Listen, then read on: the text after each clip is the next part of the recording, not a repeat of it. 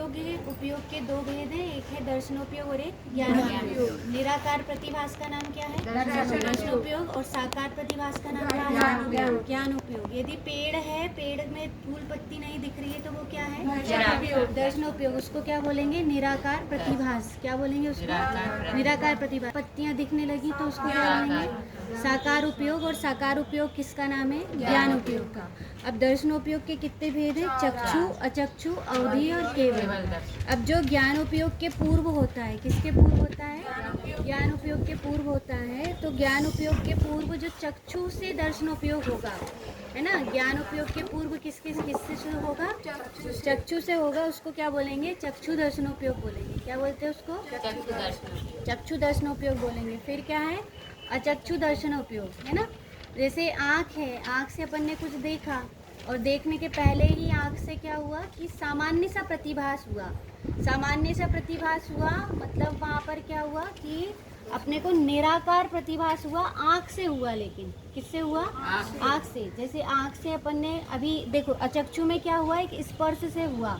जैसे पानी ठंडा है या गर्म, तो एक तो आँख से देखते हैं तो आँख से सामान्य सा प्रतिभास हो जाता है कि वह कैसा है, कि गरम है ना। वह कैसा है? गरम है। कैसे? आँख से धुआं निकल रहा हो या कुछ दिख रहा हो तो धुआं को देखकर अपन क्या समझ जाते हैं कि पानी कैसा हो गया? गरम। लेकिन जब अपन ने धुआं को देखे तो धुआं के पहले ही उसमें क्या देख लिए? धुआं के पहले ही उसमें सामान्य सा प्रतिभास देख लिए। धुआं के पहले ही सामान्य प्रतिभास हुआ आँख के माध्यम से, धुआं को देखने के लिए ही, तो उसको बोलेंगे चक्षु दर्शनोपयोग। और हाथ डाल के देख लिए तो उसके पहले जो सामान्य प्रतिभास हुआ उसको क्या बोलेंगे? अचक्षु दर्शनोपयोग। उसको बोलेंगे अचक्षु दर्शनोपयोग। उसके बाद क्या है? अवधि दर्शनोपयोग, है ना। फिर क्या है? अवधि दर्शनोपयोग। अवधि दर्शनोपयोग जो अवधि ज्ञान होता है, द्रव्य क्षेत्र काल भाव की मर्यादा लिए हुए, तो उसके पहले जो सामान्य प्रतिभास होता है किसी जीव को जानने रूप, तो उसको बोलते हैं अवधि दर्शनोपयोग। उसका नाम है अवधि दर्शनोपयोग। ठीक है। यदि पानी के आपको कहें कि स्पर्शन इंद्रिय से जो होने वाला सामान्य प्रतिभास है उसको चक्षु दर्शनोपयोग कहते हैं, तो सही है या गलत? गलत है ना। स्पर्शन इंद्रिय से तो क्या होगा? अचक्षु होगा। स्पर्शन से, रसना से, घ्राण से और कर्ण से, ये किससे होने वाला है? अचक्षु उपयोग, अचक्षु दर्शनोपयोग है। और चक्षु किससे होगा? मात्र आँख से।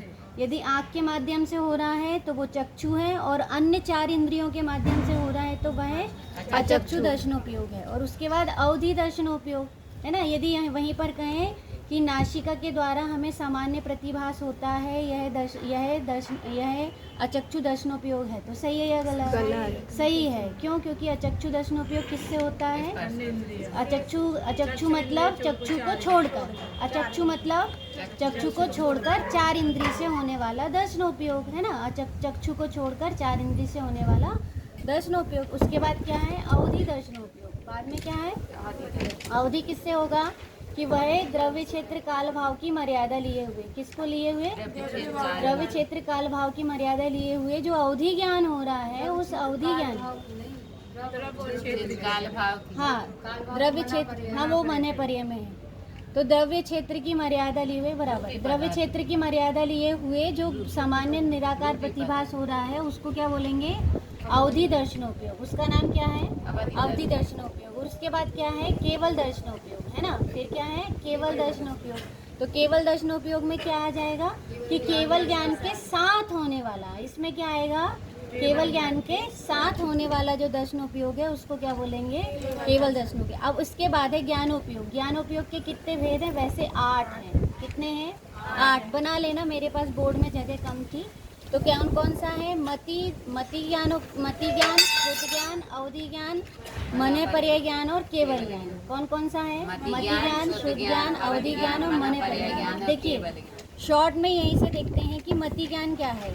कि मति ज्ञान मतलब जो क्या हो? इंद्रिय और मन के माध्यम से होने वाला ज्ञान। किसके किसके माध्यम से? इंद्रिय और मन के माध्यम से होने वाला ज्ञान, उसको क्या बोलते हैं? मति ज्ञान कहते हैं। मति ज्ञान के कितने भेद हैं? 4। कौन कौन से? अवग्रह, इया, अवाय और धारणा। फिर से बोलेंगे, इया, अवाय और धारणा। अब अवग्रह किसको कहा है? कि प्रारंभिक जो ज्ञान होगा उसको क्या बोलते हैं? अवग्रह कहते हैं। इया किसको कहेंगे? जो उत्सुकता होगी जानने की, उसको क्या कहेंगे? इया कहेंगे। अवाय किसको कहेंगे? जो जान लेते हैं और जानने के बाद जो निर्णय हो जाता है, उस निर्णय को क्या बोलते हैं? अवाय कहते हैं। और धारणा किसको कहते हैं? कि जो स्मृति में जिसको क्या कर लेते हैं, कि जो स्मृति में बन जाता है या स्मृति कोश में जो इकट्ठा हो जाता है, उसको क्या बोलते हैं? धारणा कहते हैं। ठीक है ना। तो अवग्रह, इया, अवाय, धारणा। किसी भी चीज़ का एक उदाहरण बता रहे हैं। जैसे यहाँ पर कोई चीज़ हुई तो अपने को बहुत सारी आवाज़ आ रही है। जैसे वो आवाज़ आई कुछ, तो अब ये काय की आवाज़ है, गाने की आवाज़ है, कि स्कूल की कैनवासिंग की आवाज़ है, कि फिर कोई बोटिंग की कैनवासिंग की आवाज़ है, किसकी आवाज़ है? ये मात्र अभी अपन ने निर्णय नहीं किया। ये क्या हुआ? अवग्रह हुआ। इसको क्या बोलेंगे? अवग्रह। और उसके बाद इया, जैसे अपन ने जानने की उत्सुकता की है कि यार ये है कौन सी आवाज़, कहीं विधान चल रहा है कि कहीं क्या हो रहा है, धर्म की आवाज़ है कि अधर्म की आवाज़ है ना। तो जैसे अपन ने शादी विवाह की आवाज़ है, तो ये हो गया ईहा। जानने की जिज्ञासा हुई, जानने को उत्सुक हुए, तो वह उत्सुकता क्या कहलाएगी? ईहा। फिर अवाय किसको कहेंगे? कि वहीं जो उत्सुकता हुई और उत्सुकता के बाद वहाँ पर क्या कर लिया, हमने निर्णय कर लिए कि नहीं, ये तो गाने की आवाज़ ही चल रही है। तो ये हो गया अवाय। और अवाय के बाद फिर कौन है? धारणा। धारणा में फिर अपन ने निश्चित करके रख लिए कि ये आवाज़ कैसी है, कि ये आवाज़ तो पिक्चर फिल्मों के गाने की, कहीं की शादी की बारात है। ठीक है। तो ये हो गया धारणा। तो अवग्रह, इया, अवाय और धारणा। ठीक। अब अवग्रह के 2 भेद हैं, व्यंजनावग्रह और अर्थावग्रह। कौन कौन से हैं? व्यंजनावग्रह और अर्थावग्रह। अब जो व्यंजनावग्रह होता है वो 4 इंद्रियों से होता है। किससे होता है? 4 इंद्रियों से। जैसे अचक्षु दर्शन 4 इंद्रिय से होता है, वैसे ही यहाँ पर भी व्यंजनावग्रह भी कितने इंद्रियों से होता है? 4 इंद्रियों से होता है। और अर्थावग्रह जो होता है वो 5 इंद्रियों और मन से भी होता है ना। तो इसको क्या कहते हैं? अर्थावग्रह। और इसको क्या कहते हैं? व्यंजनावग्रह। और इन्हीं के कितने भेद होते हैं? 12 भेद होते हैं। जो क्या कहते हैं, जिसमें भेद में आता है बहुभेद, है ना।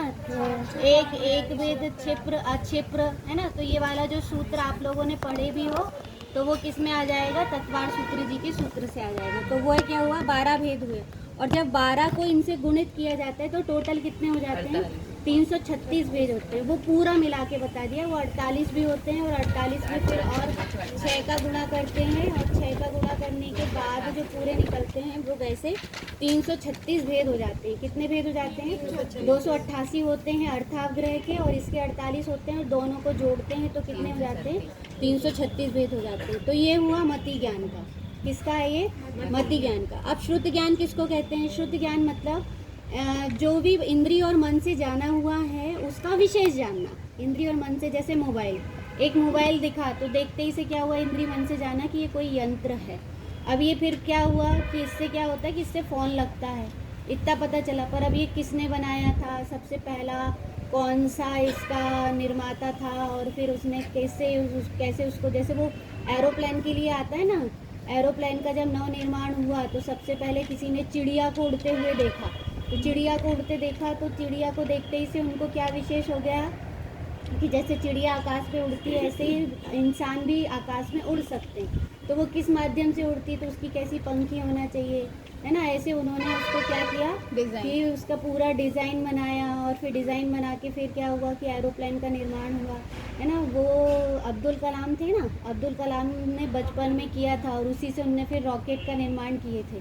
तो वो जो रॉकेट बने थे वो किसके? मिसाइल का निर्माण हुआ था उनसे, है ना। तो वो जो हुआ वो कैसा हुआ कि वो कहेंगे उसको कि इंद्रिय और मन के माध्यम से सामान्य सा जान लेना, और जानने पर फिर विशेष जानना।